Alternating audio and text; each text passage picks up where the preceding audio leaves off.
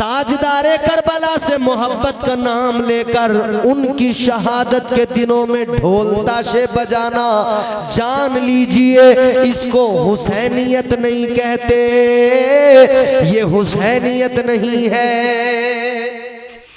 एक तरफ तो तूने हाय हाय किया, मातम किया, दूसरी तरफ ताशे भी बजा रहा है।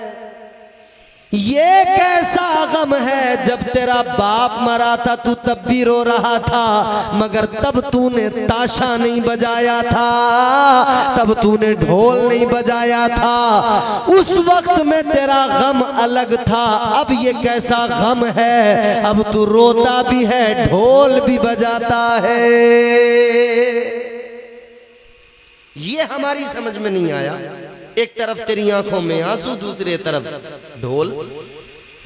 एक तरफ तुझे हुसैन का गम, शहादत इमाम हुसैन का गम, दूसरी तरफ तूने मेला सजा दिया।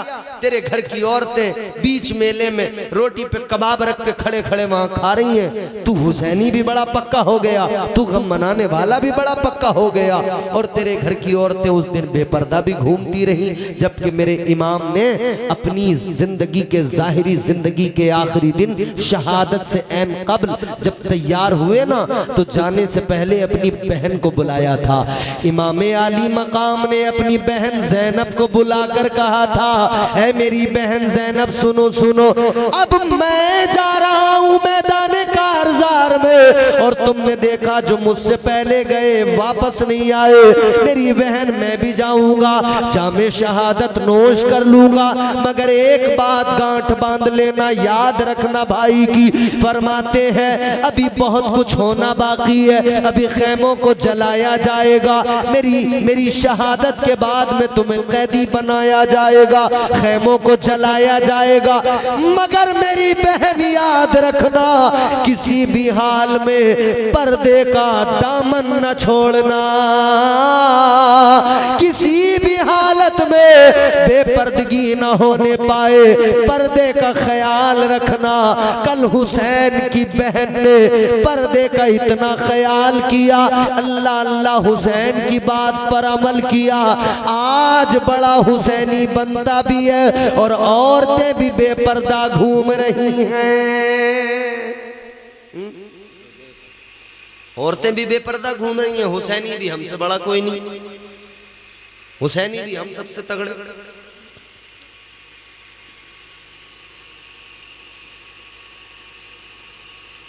मतलब अजीब बात है,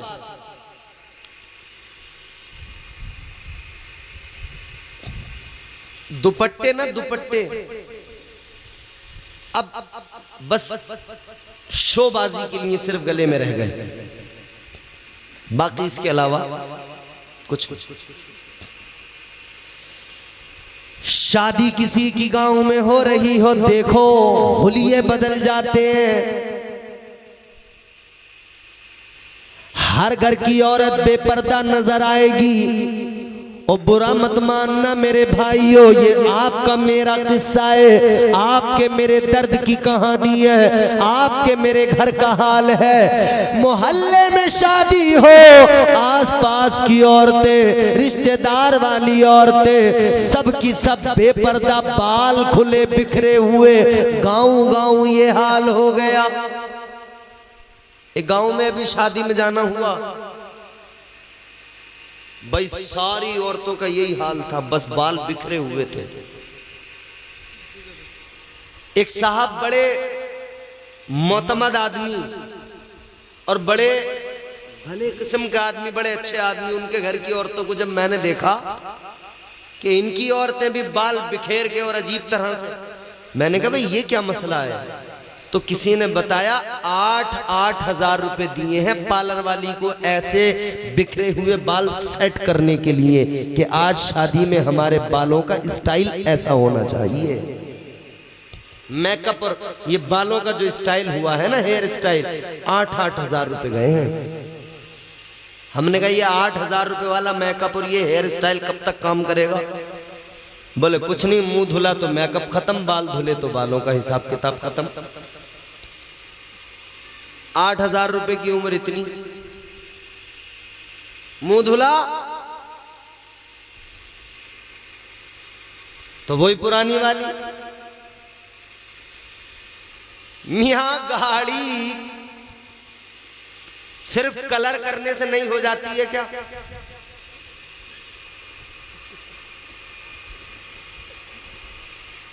भाई सिर्फ डेंटिंग पेंटिंग से काम नहीं बनता, अंदर से भी उसमें कुछ होना चाहिए। तो डेंटिंग पेंटिंग चाहे जितनी कर लो, अंदर किरदार की दौलत होना चाहिए। अगर वो नहीं, सब बेकार। अंदर से किरदार की दौलत अगर चली गई, खत्म। इस मेकअप नाम की बला ने हालात बदल दिए मियां। कई बार महल्ले के बुजुर्ग जो है ना, वो शादी ब्याह के मौके पे देख के हैरान हो जाते हैं, ये कौन गई, पहचान ही नहीं होती, पूरा चेहरा बदल जाता है। देख के कह रहे हैं ये कौन है, लल्ला ये किसकी है? तो बताया ये भूरा की है। ये किसकी गई? पूरा हुलिया बदल गया। ओ मेरे भाइयों, ओ खुदा के लिए ख्याल तो करो। मदीने वाले आका का फरमान है, इमामुल अंबिया ने फरमाया, जिसके घर की औरतें बेपर्दा घूमती हो वो शख्स दयूस है, दयूस। आका फरमाते हैं दयूस को जन्नत तो बड़ी चीज है, जन्नत की खुशबू भी नहीं मिलेगी। याद रखो, इमाम हुसैन ने अपनी बहन को आखिरी वक्त में वसीयत की, बहन पर्दे का ख्याल रखना। आज हर हुसैनी सोचे क्या मेरे घर में पर्दा है? ताजदारे करबला इमाम हुसैन ने मैदान कारजार में यजीदियों के दरमियान, तलवारों के दरमियान, बर्छियों भालों के दरमियान, नेज़ों के दरमियान ताजदारे करबला ने अपनी जिंदगी का आखिरी सजदा किया। सजदे में जामे शहादत नोश किया और दुनिया को बता दिया है, मेरे नाना जान के उम्मतियों सुनो, सजदे की अहमियत ये है, हर हाल में सजदों से मोहब्बत करना। जान लो हुसैन ने सजदे में सर कटाकर दुनिया को सजदों की अहमियत बताई, मगर आज का हुसैनी अपने आप को हुसैनी तो कहता है, मगर सजदों से उसका कोई लेना देना नहीं है। जुम्मा 8 दिन, वीकली नमाजी, वो भी 2 रकत वाला, 1 वीक 2 रकत। जल्दी गए, वो भी कब? इमाम साहब तकरीर कर रहे हैं, आखिरी टाइम हो गया, इमाम साहब को देखते देखते लोग अभी आए नहीं, खुतबे का टाइम हो गया, तब पीछे से लोग भागे भागे आ रहे हैं। इधर खुतबा हुआ, इधर इन्होंने आके अपने जगह तलाश की, जमात खड़ी हुई, अल्लाह अकबर, पीछे से इन्होंने नियत की, जल्दी 2 रकात इमाम साहब के पीछे पड़ी और बस दुआ कुछ ने की, कुछ ने नहीं की, और फौरन मस्जिद से बाहर। कुछ नमाजी 8 दिन वाले, वीकली नमाजी, अच्छा उनसे पहले वाली कैटेगरी है डग्गा मारी की नमाज है। जैसे डग्गा मारी वाली गाड़ियां नहीं चलती हैं,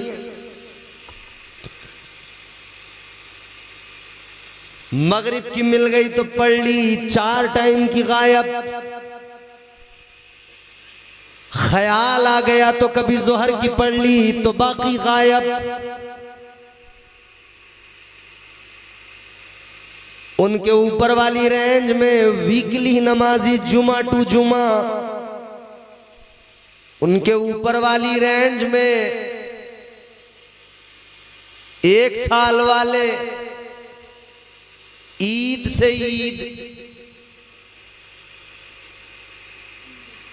ईद के दिन एक साहब ईद वाले थे, वो 1 साल में 1 बार वाले, कोई लतीफा नहीं है, सच्ची बात है, 1 साल में 1 बार वाले थे। पहले तो जैसे तैसे उन्होंने खुद को तैयार किया, बीवी ने थोड़ी लानतें दी, अरे उठो, शर्म नहीं आ रही, सारा मोहल्ला नमाज को जा रहा है, तुम ईद के दिन भी नमाज को नहीं जा रहे। थोड़ी सी गैरत जागी, उठे, जैसे तैसे नहाए, गुस्ल किया, तैयार हुए, कपड़े पहने, कपड़े पहन के टोपी ओपी जब तक लगाई तब तक पता लगा कि नमाज तो हो चुकी। अब बोले करूं तो करूं क्या, घर से निकला तो मुसीबत, नहीं निकला तो मुसीबत। अब लोग कहेंगे कि ये तो ईद की नमाज भी नहीं पढ़ी। एक ही बात समझ में आई, उसने हिसाब लगाया, ईद की नमाज पढ़ के सारे लोग पहला काम करते क्या है, तो समझ में आई बात कि ईद की नमाज पढ़ के लोग एक दूसरे से मिलते हुए सबसे पहले कब्रिस्तान जाते हैं। अपने कोई माँ बाप की कब्र पे जा रहा है, कोई भाई की कब्र पे जा रहा है फातिहा पढ़ने, हिसाब लगा लिया, सोच लिया कि जितने नमाज पढ़ने गए इन्हें भी कब्रिस्तान ही आना है, तो चलो मैं भी कब्रिस्तान पहले ही पहुंच जाऊं, फिर इन सब में मिल जाऊंगा, पता ही नहीं लगेगा। यही किया, कब्रिस्तान पहुंच गए और जब पीछे से नमाजी आए तो उनमें मिल गए, वो लो जी ईद के दिन। ऐसे ऐसे नमाजी अल्लाह खैर फरमाए, नमाजें पढ़ो मेरे भाई, इबादतों में दिल लगाओ, जान लीजिए नमाज बहुत जरूरी है। इमामुल अंबिया ने फरमाया नमाज मेरी आंखों की ठंडक है। और मियां अइम्मा ऐसे भी हैं जिनके नजदीक यहां तक है कि अगर किसी ने जानबूझकर एक वक्त की नमाज छोड़ दी तो उनके नजदीक वो कहते हैं कि वो काफिर हो गया।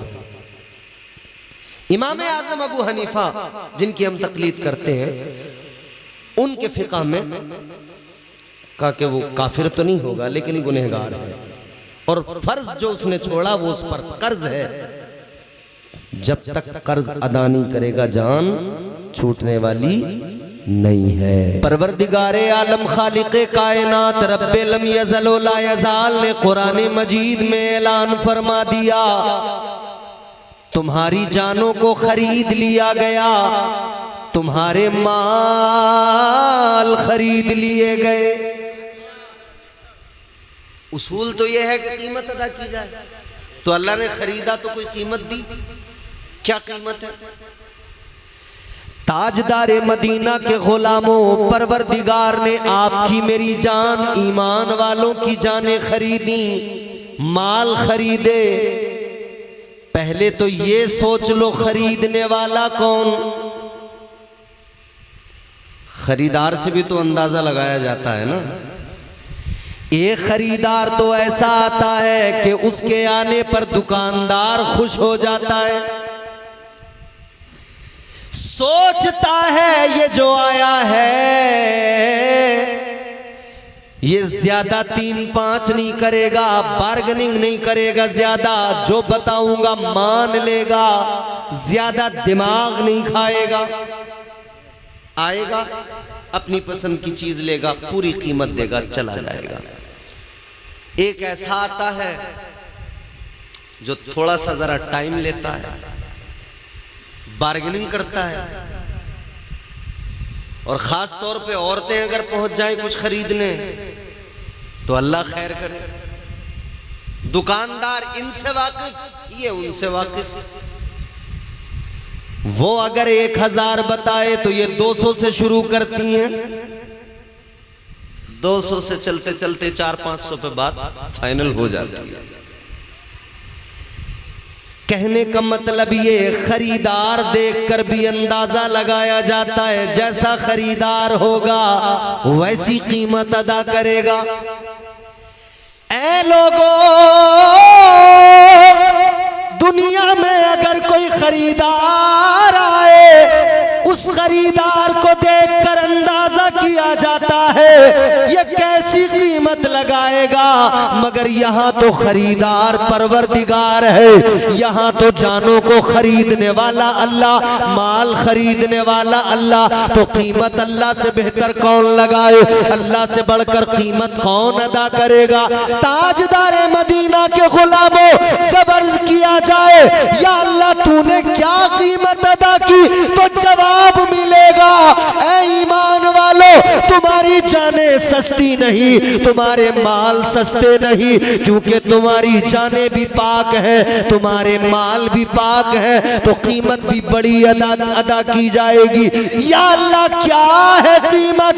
अल्लाह ने फरमाया बि अन्ना लहुमुल जन्ना, फरमाया तुम्हारी जानों और तुम्हारे माल को अल्लाह ने जन्नत के बदले में खरीदा है। सुभान अल्लाह, सुभान अल्लाह। नारे तकबीर, नारे रिसालत, नारे रिसालत, फैज़ाने गौसे आज़म मसलके आला हजरत हजरत अल्लामा मौलाना इम्तियाज़ बरकाती साहिब क़िबला। नारे तकबीर, नारे रिसालत। कौन देगा ऐसी कीमत? कोई नहीं दे सकता। मियाँ होगा किसी पे खजाना, होंगे सोने चांदी के उसके पास खजाने, होगा उसकी तिजोरियों में माल,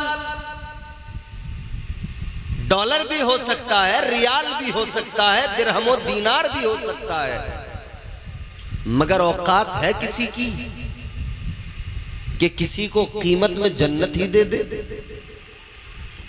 ये मिल्कियत अल्लाह की है। खालिक़े कायनात परवरदिगारे आलम रब्बे लम यज़ल व ला यज़ाल, वो ऐसा बादशाह, मुल्कों का मालिक। अल्लाह ने कुरान मजीद में फरमाया तबारकल्लज़ी बियदिहिल मुल्कु व हुवा अला कुल्ली शैइन क़दीर।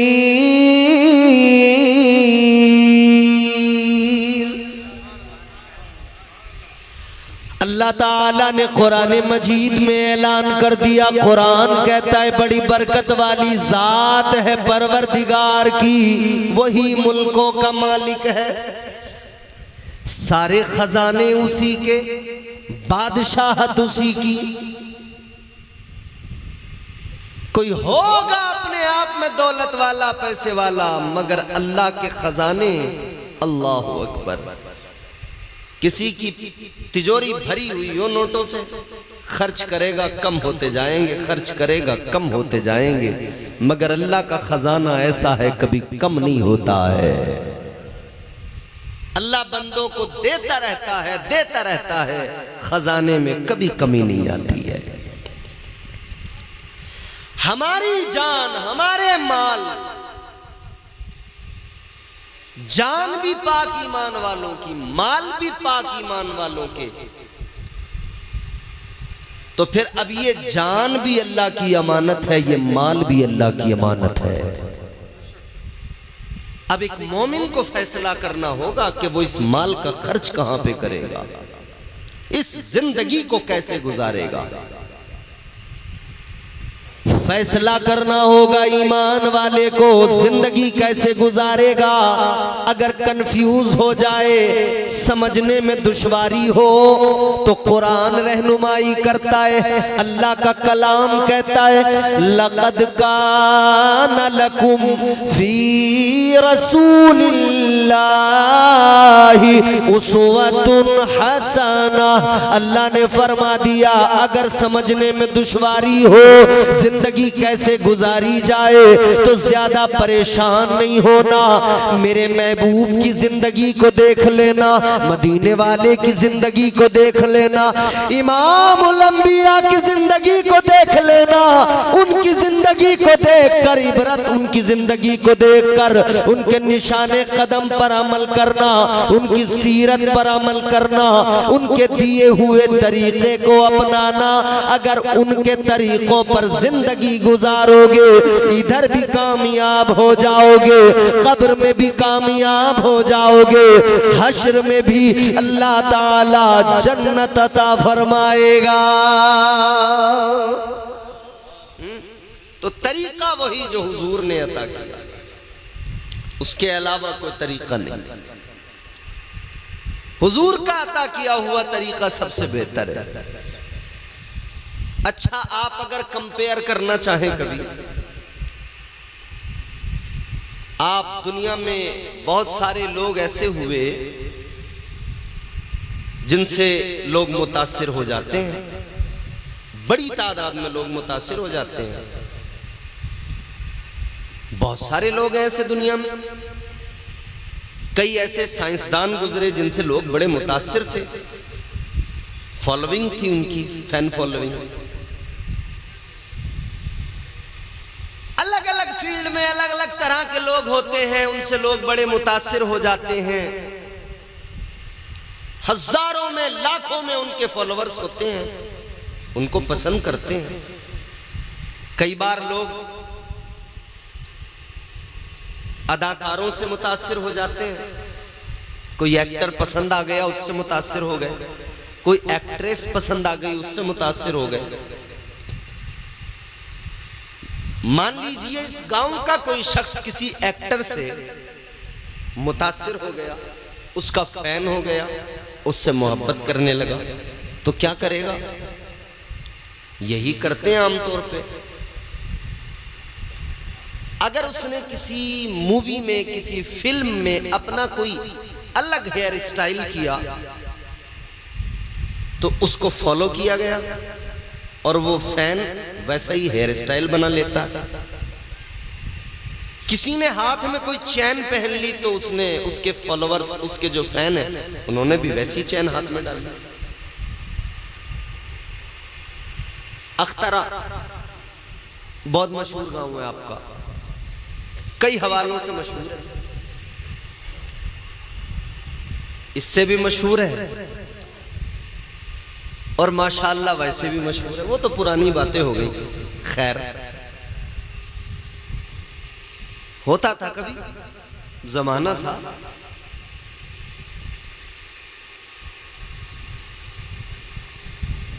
वह ना किसी का शेर है, इज्जत पे खानदान की बट्टा लगा दिया, बीवी का हार बेच के सट्टा लगा दिया। इतना कहा था यार बुरे काम छोड़ दे, जालिम ने मेरे कान पर कट्टा लगा दिया। अगर यहां का रहने वाला कोई शख्स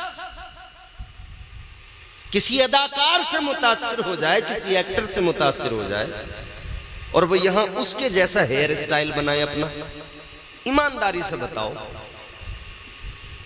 क्या उस एक्टर को इसकी खबर है? सज्जाद खान 7-8 साल पहले भी सज्जाद खान की वसातत से यहां आए थे, आज फिर पहुंचे हैं। अब्दुल कुद्दूस साहब के मकान पर ये दूसरी हाजिरी है हमारी। अल्लाह इनकी मोहब्बत को सलामत रखे। मंशाद भाई बंबई में रहते हैं मगर वो बराबर राब्ते में रहते हैं, फ़ोन करते रहते हैं। अल्लाह ताला खुश रखे इन तमाम अहबाब को।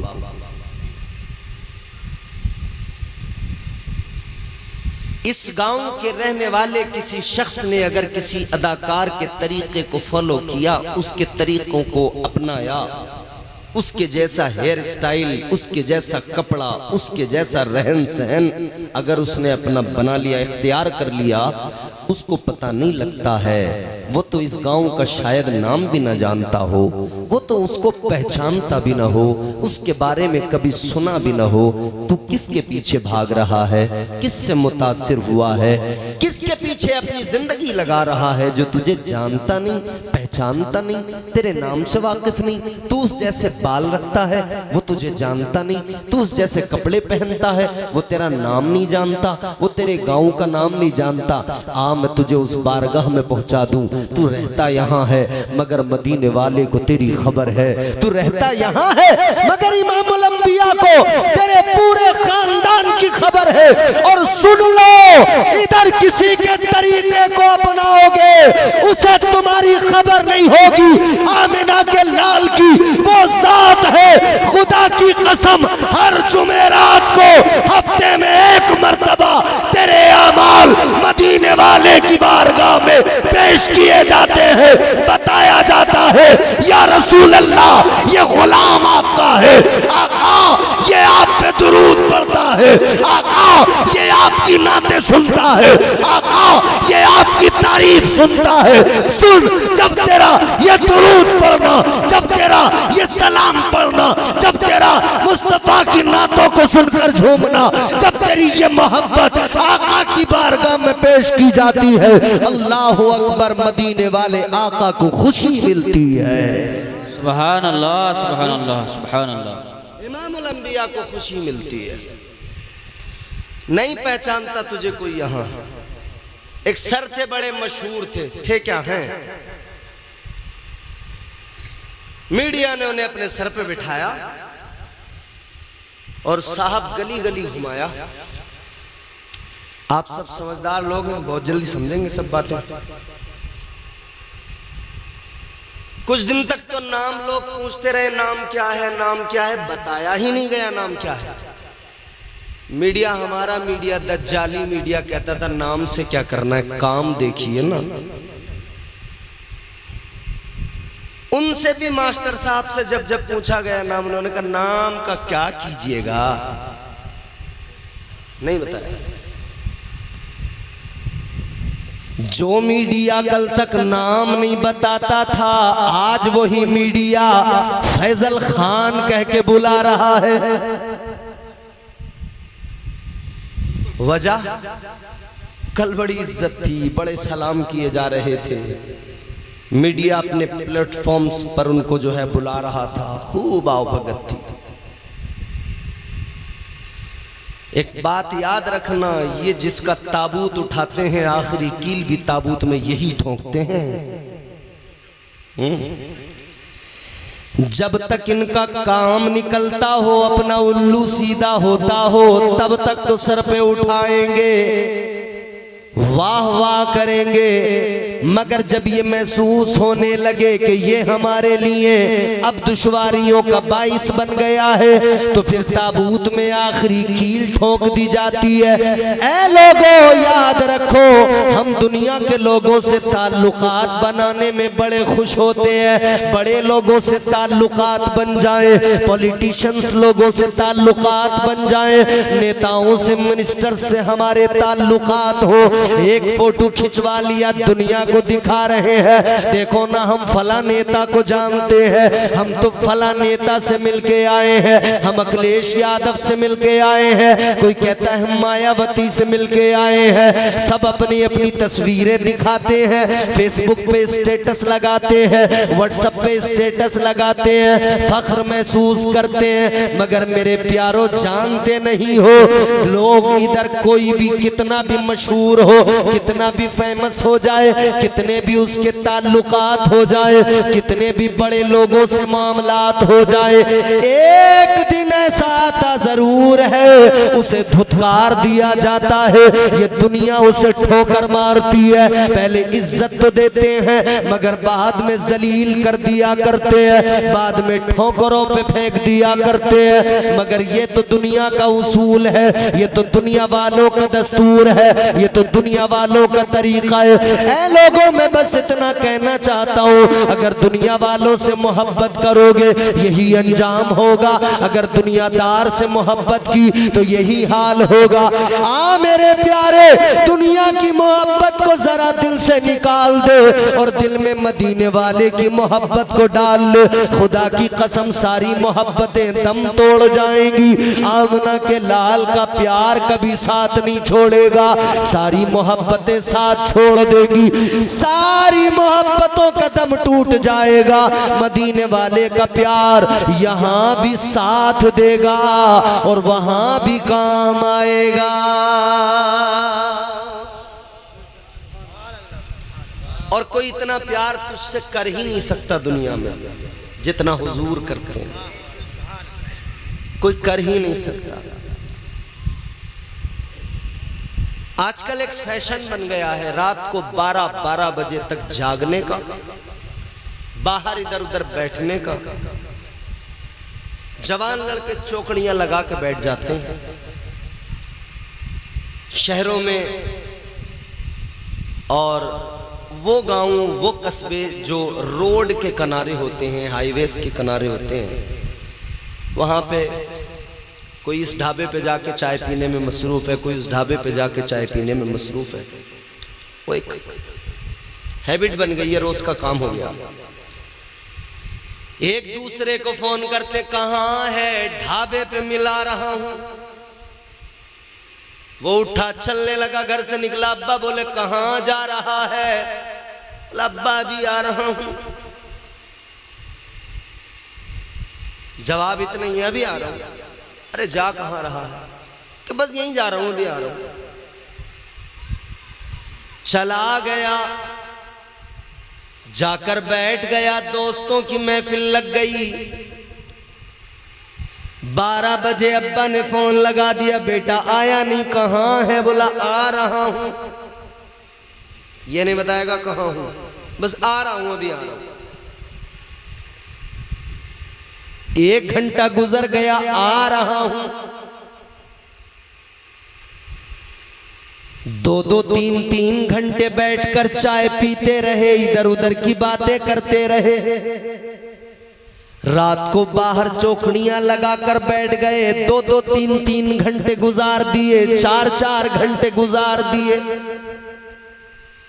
एक फोन किया किसी दोस्त ने, चल दिए, परवाह कोई नहीं।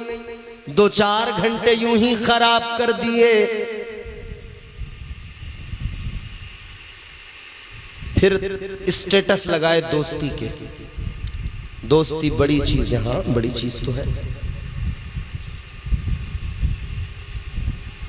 दोस्ती के बारे में साहब लंबे चौड़े पोस्ट किए गए, दोस्ती ऐसी दोस्ती वैसी, मेरा फला जिगरी, मेरा फला यार, मेरा फला दोस्त है, मेरा फला ऐसा है। ईमानदारी से बताओ, आज के हालात में, आज की सिचुएशन में, आज के जमाने में दोस्तियों की हैसियत क्या रह गई है? दोस्त ही कभी कभी सबसे बड़ा दुश्मन निकल जाता है। ऐसी दोस्तियां हैं। दोस्त को तकलीफ हो तो दोस्त बस आएगा, मिलेगा, देखेगा, और इससे ज्यादा क्या कर सकता है? दोस्तियों की, मोहब्बतों की मिसाल देने वाले लोगों को देखा है। दोस्त को अगर कोई तकलीफ हो तो बस थोड़ा सा एहसास, हाँ यार बुरा हो, बस खत्म। उसके बाद में फिर अपनी भागदौड़, अपनी जिंदगी। जिनकी मोहब्बत में तूने कुछ नहीं सोचा, उनकी मोहब्बतें कितनी कमजोर हैं। जिनकी मोहब्बतों में तूने माँ बाप की इज्जत नहीं की, वो मोहब्बतें कितनी कमजोर। उन मोहब्बतों में तुझे मिला क्या? सिर्फ गालियां। उन मोहब्बतों में मिला क्या? सिर्फ तुझे उन्होंने बुरे काम सिखाए। क्या मिला? जुआ खेलना सिखा दिया, शराब पीना सिखा दिया, बीड़ी सिगरेट पीना सिखा दिया, गुटखे खाना सिखा दिया। यही तो दिया दोस्तियों ने। भाई आजकल की दोस्तियां यही तो दे रही हैं, इसके अलावा क्या?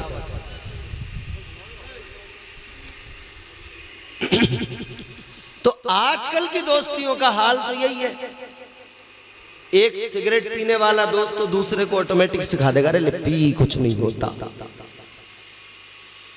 गुटखा खाने वाला, अरे 2 दाने डाल के तो देख, बड़ी अच्छी खुशबू है, इसका नाम रजनीगंधा है, 25 रुपए का एक आता है। यही तो हो रहा है ना। मगर मेरे प्यारो, जिन दोस्तियों की मिसाल देते हो, जिन दोस्तों के साथ तस्वीरें शेयर करते हो, क्या मिला उन मोहब्बतों से? कुछ नहीं मिला। तू दुनिया की मोहब्बत में इतना खो गया, तुझे दोस्त की मोहब्बत तो याद रही, तुझे ताल्लुकात की मोहब्बत याद रही, सारे जमाने की मोहब्बतें याद रही, मगर मेरे प्यारे इन मोहब्बतों से मिला क्या? कुछ नहीं मिला। आ मैं तुझे मोहब्बत का मफहूम बताता हूँ। आओ मोहब्बत को जरा समझने की कोशिश करो। आओ जरा देखो मदीने के ताजदार की मोहब्बत का क्या कहना, इमामुल अंबिया की मोहब्बत क्या है। अल्लाह अकबर कबीरा, कौन इतनी मोहब्बत कर सकता है? न बाप अपने बेटे से इतनी मोहब्बत कर सकता है जितनी आका अपने उम्मती से फरमाते हैं, न माँ अपनी औलाद से कर सकती है जितनी आका अपने उम्मती से मोहब्बत करते हैं, न कोई रिश्तेदार अपने रिश्तेदार से मोहब्बत इतनी कभी कर सकता है जितनी मोहब्बत इमामुल अंबिया अपने उम्मती से फरमाते हैं। अल्लाह अल्लाह, सुन लो जरा गौर से, सुन लो मेरे प्यारो, आका की मोहब्बत क्या है। इधर तुझे ठोकर लगती है, तकलीफ मदीने वाले मुस्तफा को होती है। लाओ इस मोहब्बत की मिसाल तो पेश करो। तेरे गम में आका ने रो रो कर रातें गुजार दी, तेरे मेरे गम में आका ने रो रो कर दिन गुजार दिए। आओ जरा देखो मोहब्बत क्या होती है। इमामुल अंबिया ने मोहब्बत की है, अल्लाह अल्लाह किस दर्जा मोहब्बत की है। आज मेरा आपका दावा तो मोहब्बत का है, मगर मोहब्बत बड़ी कमजोर है, मोहब्बत में इतनी कमी। अल्लाह खैर फरमाए, मोहब्बत का ये हाल हो गया। अल्लाह अकबर कबीरा, दावा मोहब्बत तो है मगर मोहब्बत यकीनन कमजोर है। याद रहे मेरे प्यारो, मोहब्बत तो मोहब्बत होती है, मोहब्बत में तो मर मिटना सीखा जाता है। मोहब्बत तो कहती है जब किसी को दिल दे दिया तो दे दिया, अब किसी और की इस दिल में गुंजाइश नहीं, अब किसी और की इस दिल में जगह नहीं। फर्स्ट प्रायोरिटी जिसको दी जाती है उसी को असल मोहब्बत कहा जाता है। इसीलिए तो मेरे आका ने ऐलान फरमाया, इमामुल अंबिया ने ऐलान फरमाया, ताजदारे मदीना ने इसीलिए ऐलान फरमा दिया, याद रखो लोगों, अपने माँ बाप से ज्यादा, अपनी औलाद से ज्यादा, अपने रिश्तेदारों से ज्यादा जब तक मुझसे मोहब्बत नहीं करोगे तब तक तुम्हारा ईमान कामिल नहीं होगा। सुभान अल्लाह, सुभान अल्लाह। ईमान की तकवीयत के लिए सबसे ज्यादा जरूरी है मदीने वाले आका से मोहब्बत की जाए और टूट के मोहब्बत की जाए।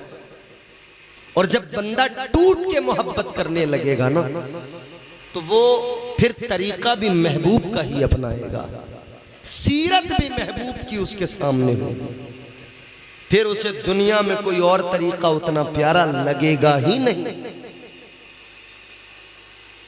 फिर उसे दुनिया में कोई उतना पसंद आएगा ही नहीं। कहने का मतलब यह है दुनिया में बड़े लोग हुए जो लोगों को मुतासिर उन्होंने किया, मगर एक वक्त तक लोग उनसे मुतासिर हुए, उनके अंदर फिर कोई ना कोई खामी ऐसी नजर आई कि उनको छोड़ दिया, पीछे हट गए। हम सब ने देखा ना, दिल्ली में एक पार्टी बनी नई, एक धरना प्रदर्शन हुआ, उसके बाद में एक पार्टी वजूद में आई, आम आदमी पार्टी। लोग पूरी तरह से उससे जुड़ गए, मगर वक्त के साथ साथ चीजें बदली। पहले जो अच्छा लगता था, जिसके तरीके अच्छे लगते थे, धीरे धीरे लोगों ने उसे तन्हा छोड़ दिया, सबके सब दूर हो गए। क्यों? क्योंकि दुनिया में किसी को कोई पसंद करे, मगर एक वक्त आएगा कि उसे उसकी खामियां भी नजर आएंगी, और होती हैं इंसानों में खामियां। बड़े लोगों ने लोगों को मुतासिर किया है, मगर एक वक्त आता है जो कभी किसी से मुतासिर था वो फिर बाद में पीछे हट गया, खामियां बताने लगा, कमियां गिनाने लगा, उसकी खामियां दुनिया के सामने रखने लगा। ताजदारे मदीना के गुलामों 1400 साल से ज्यादा वक्त गुजर गया, आज तक कायनात में एक आदमी ऐसा नहीं आया जो मेरे आका की जात में कोई कमी दिखा सके, मुस्तफ़ा की जिंदगी में कोई खामी दिखा सके। बल्कि दुनिया के बड़े बड़े लोग आका की तारीफ करते नजर आए, अपने तो अपने गैर भी मेरे आका की तारीफ करते नजर आए। आज भी गूगल पे आप लिखो, सर्च करो, इस जमाने के अंदर भी हर किसी के हाथ में मोबाइल है, सर्च करो दुनिया के सबसे बेहतरीन इंसान का नाम क्या है, गूगल पे जवाब आएगा। दुनिया के सबसे बेहतरीन इंसान का नाम हजरत मोहम्मद मुस्तफ़ा सल्लल्लाहु ताला अलैहि वसल्लम है। आज जमाना कह रहा है, 1400 साल से दुनिया कह रही है, अगर कायनात में कोई शख्स काबिले रश्क है तो वो जात आमिना के लाल की जात है, वो जात इमामुल अंबिया की जात है।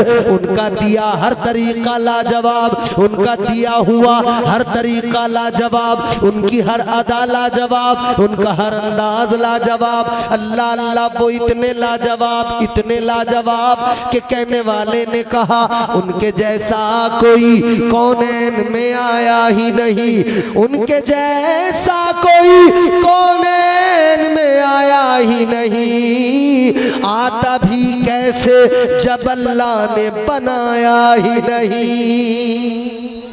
सुभान अल्लाह, कोई नहीं पूरी दुनिया में ऐसे।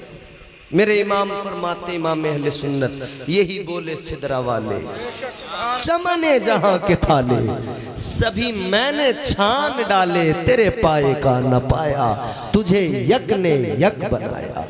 सुभान अल्लाह, वो बनाने वाला एक है, वो लाजवाब है। उसने एक को जो बनाया तो इतना लाजवाब बनाया कि उस जैसा किसी को नहीं बनाया। सुभान अल्लाह, उसी पैगंबर के दिए हुए तरीके हैं जिन पे हम अमल करते हैं। फरमाया बच्चा पैदा हो तो माँ बाप को चाहिए अकीका करें, हुजूर करते, शरीयत हुजूर की, दीन हुजूर का उम्मत को दिया, कोई खामी नहीं, कोई कमी नहीं। दीन इस्लाम दीन फितरत, नमाज अफजलुल इबादत, ऐसी इबादत आज दुनिया के बड़े बड़े डॉक्टर कह रहे हैं कि योगा करो, और पोजीशन कौन सी बता रहे हैं? कह रहे योगा में वो पोजीशन जो हमारे यहाँ सजदे की पोजीशन होती है ना, कह रहे ये पोजीशन वाला योगा करो। और फिर नाम लेके कह रहे हैं मुसलमान जैसे सजदा करते हैं वैसी पोजीशन में योगा करो। का मतलब क्या होगा इससे? कैसे होगा ये कि ब्लड सर्कुलेशन, आदमी सीधा खड़ा होता है तो ब्लड पूरी रगों में गर्दिश कर रहा है खून, लेकिन जब खून ऊपर जाता है, ऊपर कोई भी चीज चढ़े, प्रेशर चाहिए, प्रेशर डाउन होगा तो वो स्पीड डाउन हो जाएगी। सर में पहुंचते पहुंचते प्रेशर डाउन हो जाता है, तो जो सर के अंदर बारीक नसें हैं वहां तक खून पहुंच नहीं पाता ठीक तरह से। किसी को हेयर फॉल की प्रॉब्लम, किसी को कोई प्रॉब्लम, किसी को कोई प्रॉब्लम, डॉक्टर्स मशवरा दे रहे हैं, आप किसी से भी पूछे, कह रहे हैं जी वो पोजीशन जरूर अपनाओ जो सजदे वाली होती है। क्या होगा? दिमाग में खून पहुंचेगा, दिमाग तेजी से काम करेगा, ब्लड सर्कुलेशन ठीक होगा, दिमागी बीमारियां दूर होंगी, ब्रेन हेमरेज वगैरह नहीं होगा। उसके अलावा बहुत सारी चीजें हैं, आसानियां ही आसानियां। ये दीन फितरत है इस्लाम, आप अपनाओ तो सही। आका ने तरीका नमाज का उम्मत को जो सिखा दिया वो तरीका ऐसा है कि दुनिया मजबूर है ना चाहते हुए भी उस पोजीशन का योगा करके दुनिया आज मेरे मुस्तफ़ा के तरीके पे अमल कर रही है। सुभान अल्लाह, सुभान अल्लाह। बेशक तरीका मेरे हुजूर का है, तरीका मदीने वाले। अच्छा जी, हुजूर ने उम्मत को जो तरीके दिए, अल्लाह ने तो कुरान में नमाज का हुक्म दिया, तरीका तो मेरे हुजूर ने अता किया। अल्लाह ने तो कुरान में वुजू करने का हुक्म दिया। आजकल लोगों को जो है ना, बहुत सारे लोगों को अजीब अजीब सा खुमार हो जाता है। वो हुजूर के तरीकों से, हुजूर की दी हुई चीजों से कभी कभी मुतमईन नहीं होते। हुजूर ने जो दिया है ना, लाजवाब दिया है। अरे मेरे आका ने तरीके दिए हैं वो भी लाजवाब, मेरे आका ने खलीफे दिए हैं वो भी लाजवाब। बहुत बढ़िया।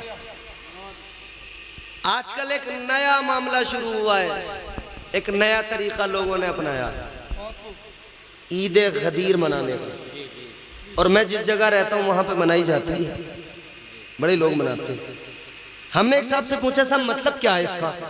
अरे बोले, इस दिन मेरे आका ने अली का हाथ पकड़ा और हाथ उठा के कहा, मन कुन तो मौला हो फहाजा अलीयुन मौला, जिसका मैं मौला उसका अली मौला।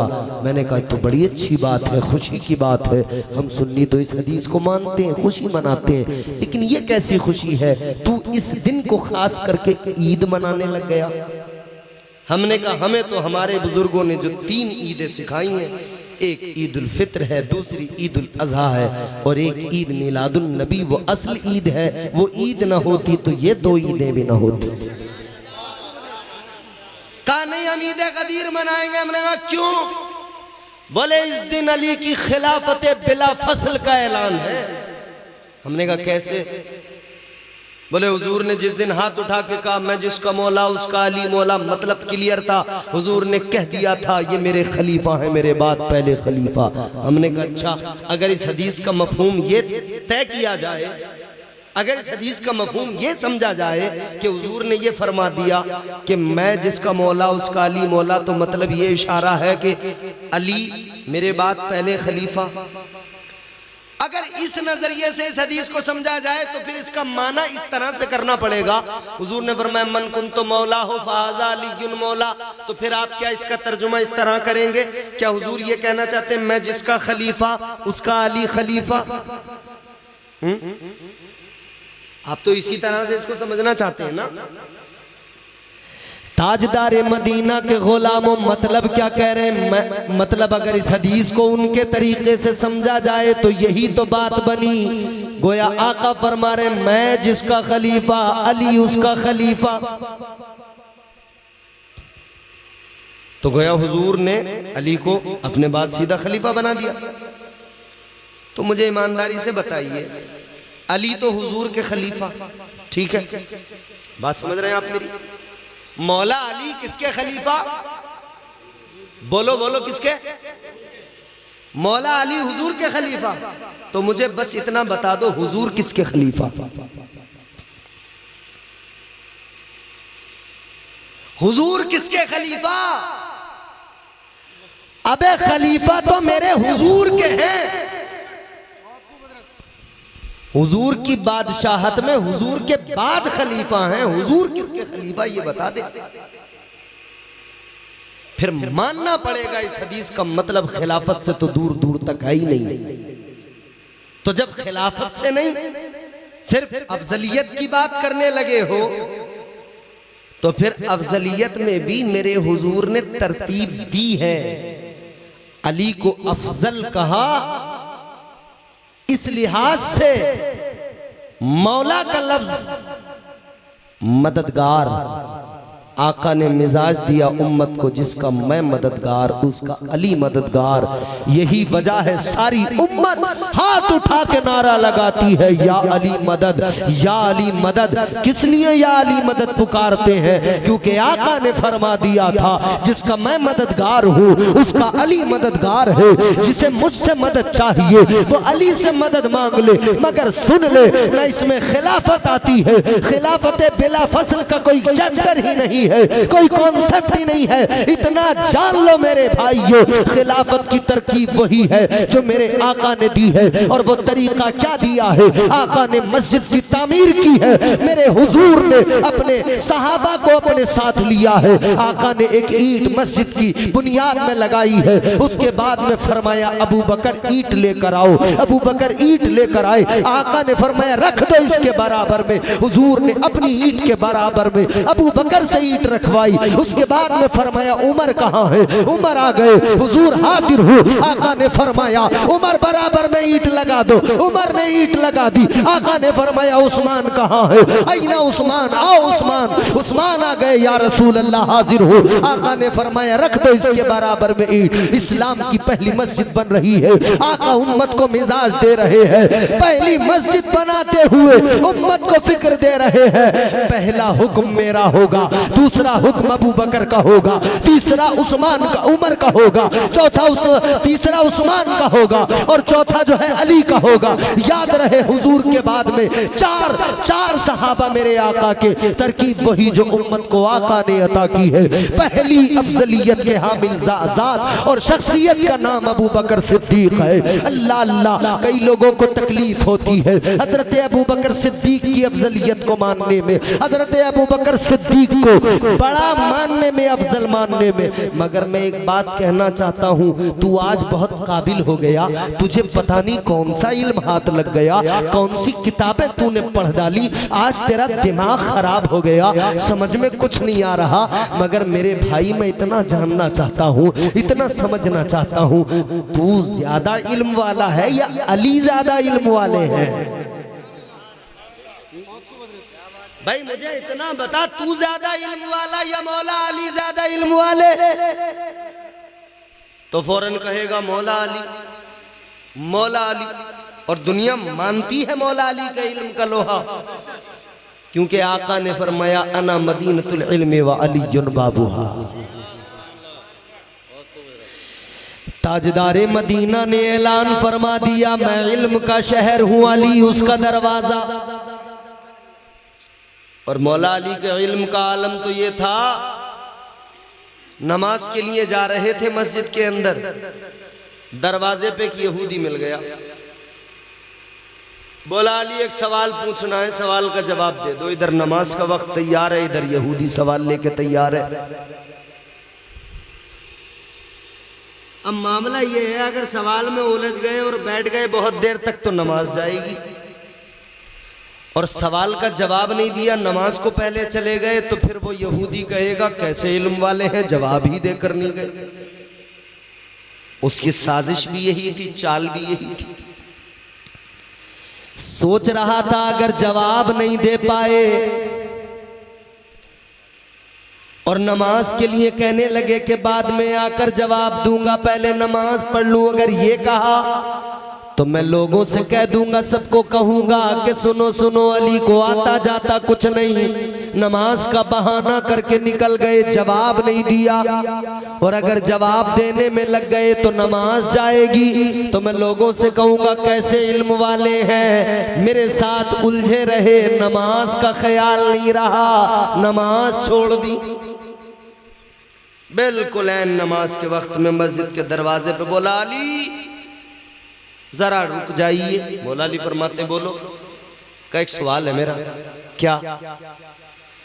कहने लगा अली जरा ये बताइए, वो जानवर कौन से हैं जो अंडे देते हैं और वो कौन से हैं जो बच्चे दिया करते हैं?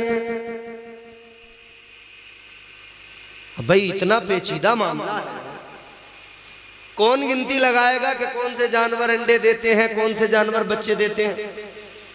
और अगर गिनती करने बैठ जाएं तो मियां ये तो लंबा काम हो गया ना। प्लानिंग तो यही थी, गिनती करेंगे, बताएंगे, बहुत टाइम लगेगा, नमाज तो छूटेगी छूटेगी। और नमाज के लिए गए तो कहूँगा इनको आता जाता कुछ नहीं। इतने पेचीदा सवाल को मौला अली ने बिल्कुल आसान बना दिया। ताजदारे विलायत मुश्किल कुशा हैदर कर्रार से कहने लगा, बताइए अली, कौन से जानवर हैं जो अंडे देते हैं, कौन से हैं जो बच्चे देते हैं? अल्लाह अल्लाह मेरे अली मुस्कुराए। अली मुस्कुरा के फरमाते, सुन, तूने सवाल किया है, जवाब सुन ले। मौला अली ने मुस्कुरा के फरमाया, सुन, जिन जानवरों के कान बाहर होते हैं वो बच्चे दिया करते हैं, जिनके कान अंदर होते हैं वो अंडे दिया करते हैं। अली ने फरमाया, तू गिनती लगा, मैं नमाज पढ़ के आता हूं। फरमाते, जवाब हो गया, अब तू गिनती लगाता रहे बैठ के, मैं जरा नमाज पढ़ के आ जाऊं। तो वो मौला अली, इल्म का शहर मुस्तफा, दरवाजा अली। तुझे ज्यादा इल्म या अली को ज्यादा इल्म? अली को ज्यादा इल्म। तो अकल मारी गई, दिमाग का काम तमाम हो गया। कितनी अजीब बात है, जो इल्म के शहर का दरवाजा वो अबू बकर को अफजल मानते हैं, अबू बकर की बैयत करते हैं, अबू बकर को पहला खलीफा उन्होंने माना, और आज का अपने आप को मौलाई कहने वाला ये मानने को तैयार नहीं, तो ये तो मौला अली के भी खिलाफ गया। ओ मेरे भाई सुन ले, जब तू अली का नहीं हो सकता तो हम तुझसे क्या उम्मीद करें? अच्छा, हमारा काम बस इतना ही है समझाना। जिसको अली को देख के कुछ समझ में ना आ सके वो इम्तियाज बरकाती को सुन के क्या समझ सकता है? लेकिन अपना काम तो हमें करना है। बहरहाल कहने का मतलब ये, तरीका हुजूर का लाजवाब है। हुजूर के तरीके अपनाइए, हुजूर से टूट के प्यार कीजिए। आखिरी बात करके अपनी बात को समेट दूं, खत्म कर दूं, मोहब्बत के साथ में जरा बोलिए सुभान अल्लाह। जात भी लाजवाब है, तरीके भी लाजवाब है। कोई इतना प्यार भी नहीं कर सकता जितना उम्मत से हुजूर करते हैं। सुनो, रोए हैं आका, रोए हैं उम्मत की फिक्र में, रोए हैं आका उम्मत को याद कर कर के। मक्का गवाह है, मक्के की गलियां गवाह हैं, वहां के पत्थर गवाह हैं। आका उम्मत के लिए रोए हैं, आका ने उम्मत को बहुत याद किया है। आज अब्दुल कुद्दूस भाई ने ये जलसा सजाया, आका के जिक्र की महफिल सजाई। खुदा की कसम मुबारकबाद के मुस्तहिक है, ये हक अदा किया जा रहा है। आप सुनने आए हैं, आप भी हक अदा कर रहे हैं, इसीलिए कि हम जानते हैं आका ने हमें सारी जिंदगी याद किया है। हम भी सब सारी जिंदगी रहते दम तक, अपनी आखिरी सांस तक अपने आका को याद करते रहेंगे।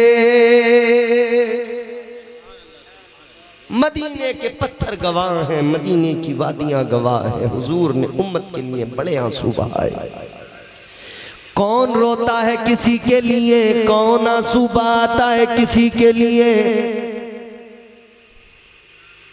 जनाबे वाला आका ने आंसू बहाए। कितने आंसू बहाए? सजदे में मेरे आका ने अपने सरे मुबारक को झुका दिया, सजदे में सरे मुबारक रख दिया। इमामुल अंबिया को उम्मत याद आ गई, आका की आंखों में आंसू आ गए। गुनहगार याद आए, आका रोने लगे, आका उम्मत को याद करके रोने लगे।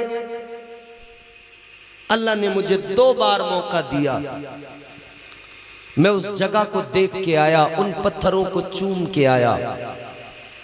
उन पत्थरों से आज भी खुदा की कसम ऐसी खुशबू आ रही है, ऐसी खुशबू आ रही है, यूं लगता है कि अभी यहां से मेरे आका का गुजर हुआ है। आज भी गारे सजदा की अल्हम्दुलिल्लाह अल्लाह ने तौफीक बख्शी, गुनहगार को जियारत की उस पत्थर के बोसे लिए जहां आका ने अपना सर मुबारक रखा था सजदे में। गारे हिरा की बुलंदी पे चढ़कर उस खुशबू को सूंघा, उस पत्थर पे अपनी जमीन रखने का मौका मिला जहां मेरे हुजूर ने अपने सर मुबारक को रखा था। वो पत्थर आज भी गवाही दे रहे हैं आका ने उम्मत को कितना याद किया। ताजदारे मदीना इमामुल अंबिया मदीने से बाहर निकले, उम्मत की याद सता रही है, गुनेगारों की याद आ रही है। क्या फिक्र है? यही फिक्र है मेरे गुनेगार उम्मतियों का क्या होगा। और तुझे जुआ खेलते वक्त आका की याद नहीं आती कि आका ने हराम फरमा दिया है, मैं इससे दूर हो जाऊं। तुझे शराब पीते हुए ये डर नहीं लगता कि आका की शरीयत ने इसको हराम किया है, मैं इससे दूर हो जाऊं। जिनाकारी करते हुए ख्याल नहीं आता कि मैं इससे बच जाऊं, दूर हो जाऊं। निडर हो के उस काम को करता है, तुझे जरा भी याद नहीं आता मेरे लिए मदीने वाले आका इमामुल अंबिया रोए हैं।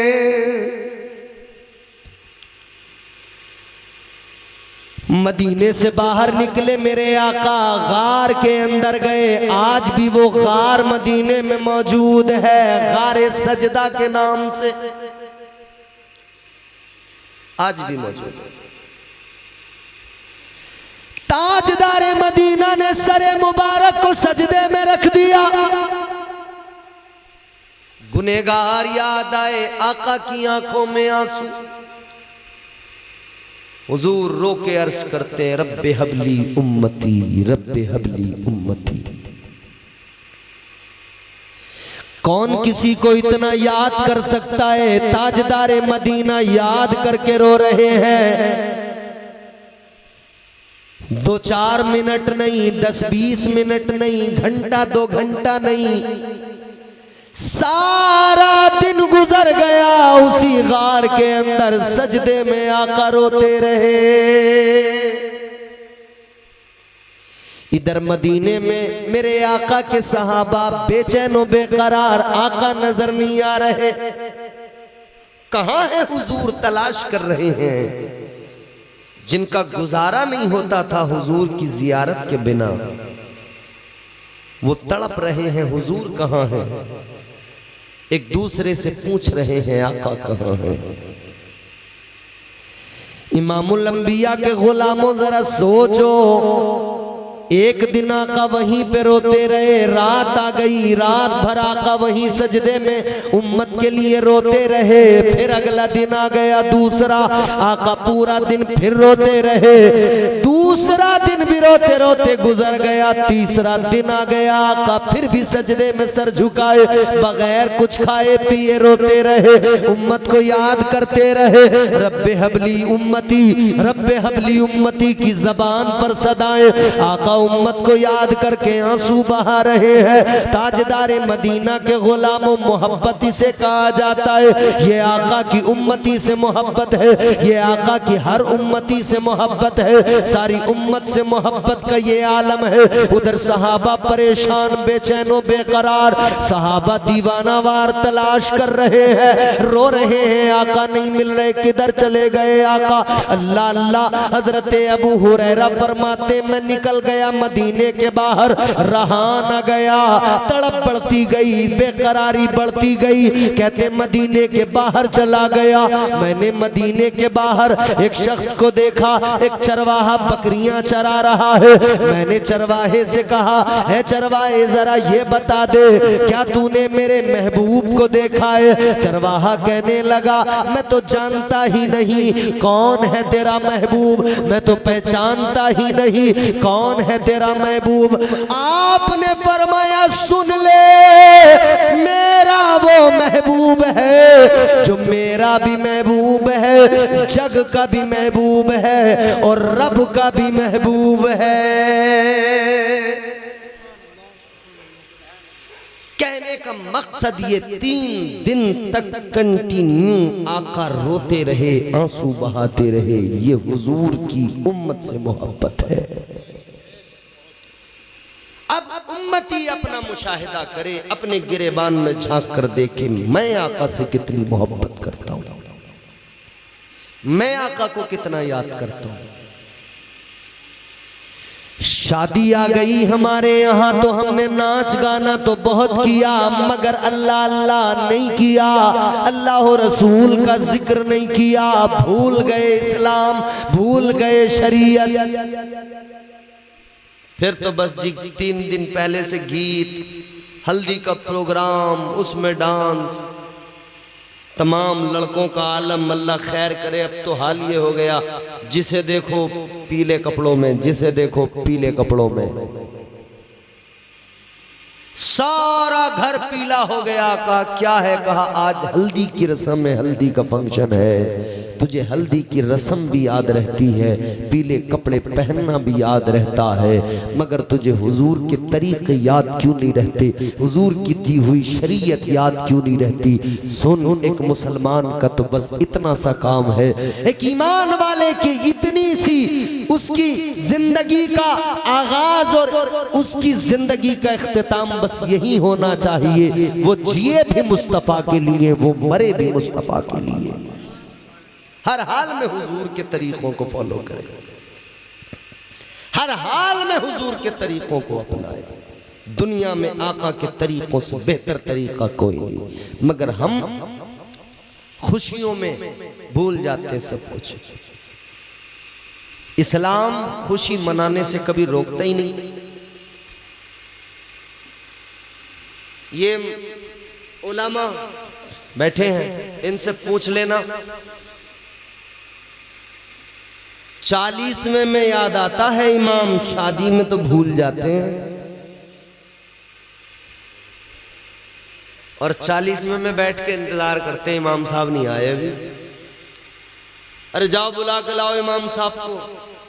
किसी ने कहा जी वो आ रहे हैं, पैदल आ रहे हैं। अरे बाइक लेके जा, जल्दी लेके आ। और शादी में इमाम बेचारा किसी को ढूंढता है, भैया मैं भी चलूंगा खाना खाने। किसी मुख्तदी का साथ पकड़ा, चल दिए। पहुंच गए तो वहां कोई टेबल पे बिठाने वाला नहीं, कोई खिलाने वाला नहीं। कोई नेताजी को लेके इधर जा रहा है, एक टेबल साफ करा के उन्हें बिठा रहा, कोई प्रधान को लेके चला, कोई किसी को लेके चला, कोई किसी की ध्यान। अब भूल गए मौलवी को एक तरफ। अब बेचारे इमाम साहब देख रहे हैं, फलाने भाई हम भी आए हैं। अब बेचारे 2-1 नमाजी ऐसे होते हैं, उन्हें इमाम से थोड़ा मोहब्बत लगाव होता है, मोहब्बत होती है, तो वो आते हैं इमाम साहब को बिठाते हैं खाना वाना के लिए। आए तब कोई ख्याल नहीं, जा रहे हैं तो कोई पूछ ही नहीं रहा, पैदल जा रहे हैं, बाइक से जा रहे हैं। आम दिनों में तो ये हाल हो रहा है, अगर बाइक पे बैठ के जा रहे हैं किसी के साथ, तो मस्जिद के बाहर एक धमाल चौकड़ी लगी हुई होती है। देखने भाई इमाम साहब आजकल मोटरसाइकिलों पर बहुत टहल रहे हैं, इनके ढंग कुछ सही नहीं लग रहा है।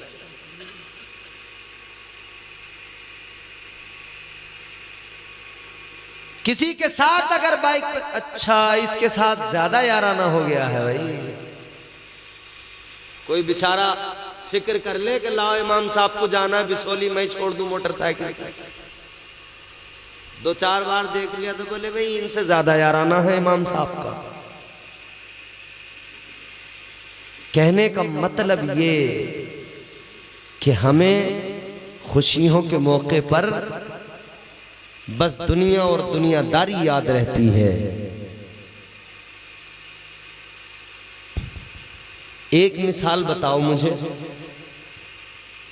एक मिसाल। किसी के यहाँ शादी का मौका आया हो और उसने इमाम साहब से कहा हो कि इमाम साहब हमारे यहाँ शादी है, जरा एक कुरान खानी करवा दो।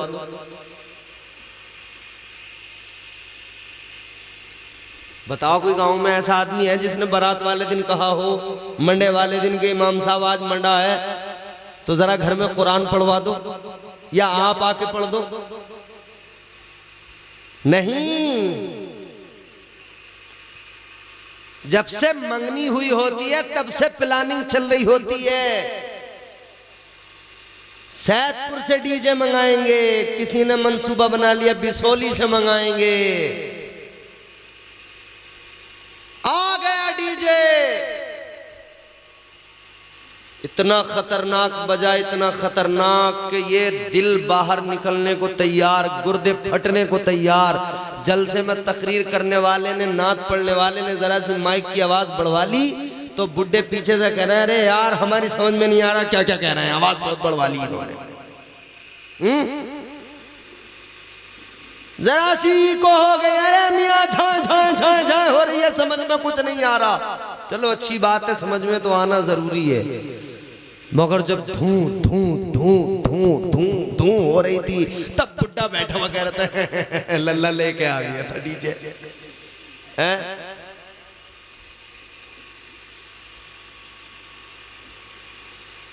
अरे इस्लाम खुशी मनाने से नहीं रोकता, इस्लाम तो कहता है खुशी मनाओ, मगर कैसे? जिस तरह खुशी मनाने का हुक्म तुम्हें इस्लाम ने दिया है उस तरीके से, जिस तरह जो तरीका मदीने वाले आका ने अता किया है। डीजे आ गया, धूं धूं धूं। अब इन्होंने मियां नाचते नाचते बावले हो गए लड़के, शर्ट उतारी, घुमा घुमा नाच रहे हैं। और फिर गाने, बावला हूं मैं बावला, उस पे बावला हूं मैं बावला,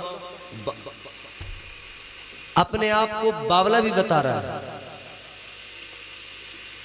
अरे अल्लाह के बंदे, तेरा दिमाग कहां गया?